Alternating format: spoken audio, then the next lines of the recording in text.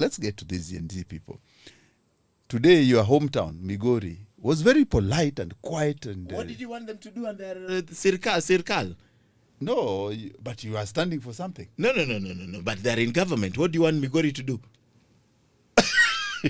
We passed it to Siaya. Siaya can go ahead now and take the badge of protest. So you're not protesting anymore? But the thing is, the people of Migori traditionally have thrown their weight behind Raila Odinga. Yeah. You remember there's a time, Homa Bay County, election 2017, it's the only county that did not vote in that election, repeat election. Just standing in solidarity with the Raila Odinga. Migori County, we had a few people sneaking in to leadership with the other parties. Yes.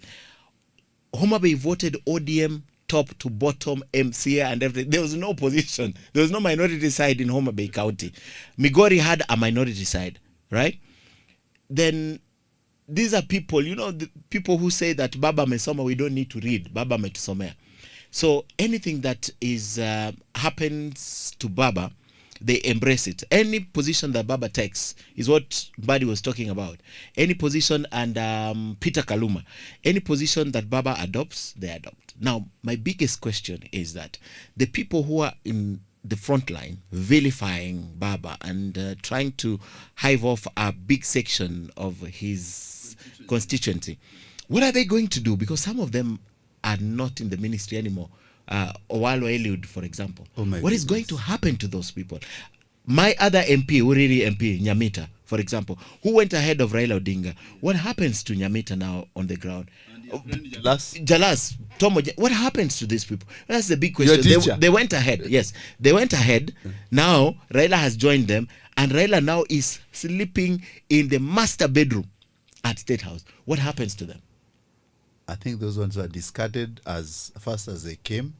My good friend Akuba is nowhere to be seen. I don't think they've been discarded because the fact that you're sleeping in the kitchen and another guy is in the master bedroom, at least you're in the house. Both of you are in the house. Yes. Maybe not as comfortable as this other guy, but you're in there. And it will be very easy for him to come and say, Mzee, pole sana. Tulikuwa tunatengeneza njia. Yeah, because you saw the other day the story that was being done. Actually, a guy who was behind the scenes is Raphael Tuju, who did it. I mean, no one saw him anywhere near this thing, but they've been working huko chini chini.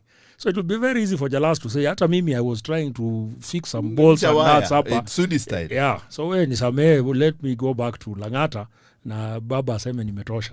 There was a burial. So I think they'll still have a small lifeline now that they're both eating from the same, at least Sufuria, maybe not plate. Yeah. There was a burial that Jalas attended, and Baba was there. Eric Omondi's brother. Yes. And you see, the crowd was very hostile. He came in driving, he left in Baba's chopper. So I agree with you. But my question is, they were there first. And suddenly, no one talks about them anymore. You heard Junet the other day saying that Raila's school of politics is the best. All these guys are his children. And Tinga knows how to maneuver, how to outwit. He's beaten even the professor of politics, the one self-acclaimed. So on this one, I think, give and take, the guys who thought that since these guys have gone to the other side, now it's we are having a field day, either as Kisumu Senator, as the replacement. Someone who thought he could replace them, they need to rethink their strategy, because now things are a bit shaky on the ground. Yes. But I like what you're talking about, because then the politics of 2027 will totally change. People will not be voted on the basis of affiliation. That is gone. On the basis of who you know and who gave you the ticket. Yeah. Yes, who gave you the ticket. So I think it will be interesting. So even the guys who went ahead, for example, Jalas, our friend, we had already said Jalas is done. One term. But now, you are not sure if he's one term or not. Remember, he has the support of the president. That is his friend. And now Baba is with the president, whether we want it or not. Now they can no longer vilify Jalango on the basis of not standing with his political parties that sponsored him to parliament. So what happens in 2027?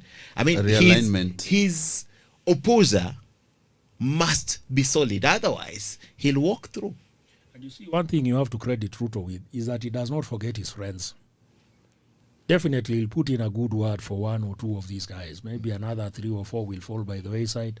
But you can expect 1 or 2 guys will still be around for some time. But now you are talking about Gen Zs and what he has said about 2027. 2027 will be determined by delivery, not promises,